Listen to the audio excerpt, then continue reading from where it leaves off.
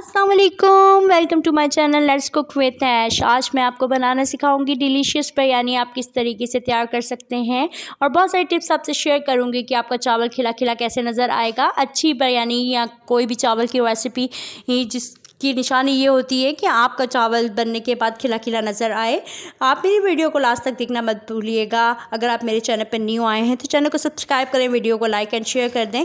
आइए चलते हैं रेसिपी की तरफ। बिस्मिल्लाहिर्रहमानिर्रहीम। यहाँ मैंने 1 किलो मटन लिया है, मिक्स मटन लिया है, इसे अच्छी तरीके से वॉश कर लिया है। इसके अलावा साबित गरम मसाले, दालचीनी, बड़ी इलायची, लौंग और सफ़ेद जीरा और तेज़पात लिया है। 1 टेबल स्पून अदरक लहसुन का पेस्ट लिया है।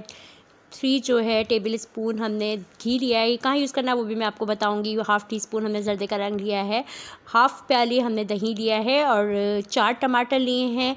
2 लीमू लिए से बीच से कट कर दिया है। पुदीना लिया है, हरी मिर्च ली है और उसके अलावा हमने 6 प्याज लिए हैं। अगर आपके पास बड़े हों तो 4 ले लें। ये मेरा स्पेशल बिरयानी मसाला है, ये भी मैं रेसिपी आपसे ज़रूर शेयर करूँगी। 1/2 कप हमने मसाला लिया है और 2 प्याज़ों को जुलियन कटिंग में कट कर लिया। यहाँ मैंने ऑयल लिया है और ऑयल को फ्राई पैन में डाल देंगे और इसके अलावा प्याज डालेंगे ताकि जैसे ही इसका कलर चेंज होगा तो हम प्याज़ों को फ्राई करके निकाल लेंगे। यहाँ मेरे प्याज ब्राउन हो चुके हैं, मैं इसे निकाल लूँगी। अब एक कुकर लें, इसके अंदर हम मटन डाल देंगे, इसको गलने के लिए रखना है और उसके मटन को डालने के बाद इसमें अदरक लहसुन का पेस्ट ऐड कर दीजिएगा और 1/2 लीटर पानी ऐड कर दीजिएगा और 4 टमाटर को 2 स्लाइस में कट करके वो भी इसमें ऐड कर देंगे और ऐड करने के बाद हम कुकर को बंद करके इसे गलने के लिए 10 मिनट के लिए छोड़ देंगे।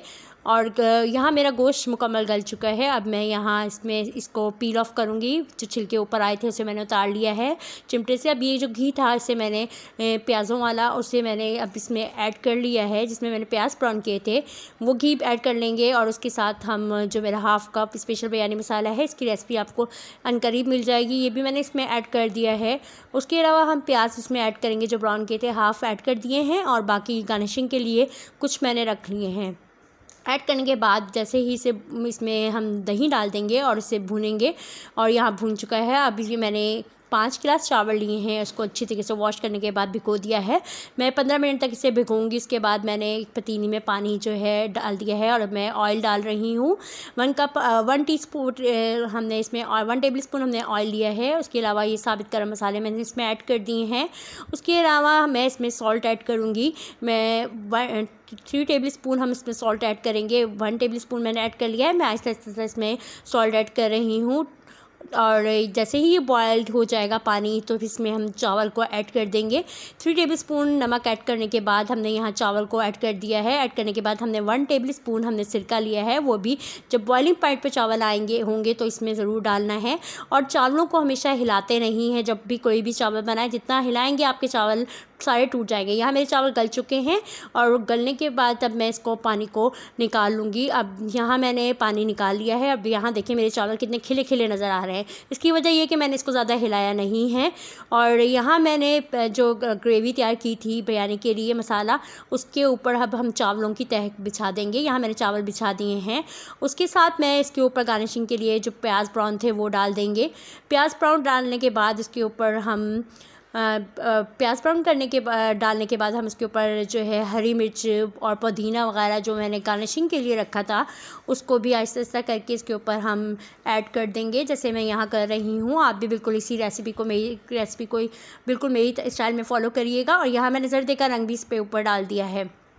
और इसके अलावा जो लेमन मैंने कट करके रखे थे उसको भी इसमें इसका जूस उसमें डाल दिया है और यहाँ मैं आहिस्ते से करके वो उसमें डाल रही हूँ।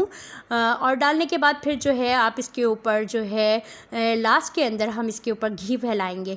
जो मैंने आपको बताया था कि इससे ड्राई नहीं होते चावल और बहुत ज़बरदस्त बनते हैं। आप ट्राई ज़रूर करिएगा जिस तरीके से मैंने आपको बताया है।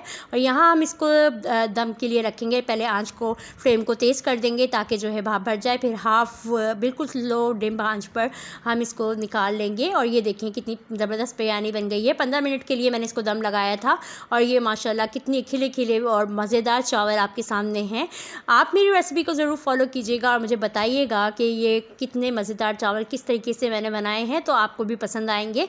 और आप इसका फ़ीडबैक देना ज़रूर मत भूलिएगा और मुझे दुआओं में हमेशा याद रखिएगा। अल्लाह हाफ़िज़।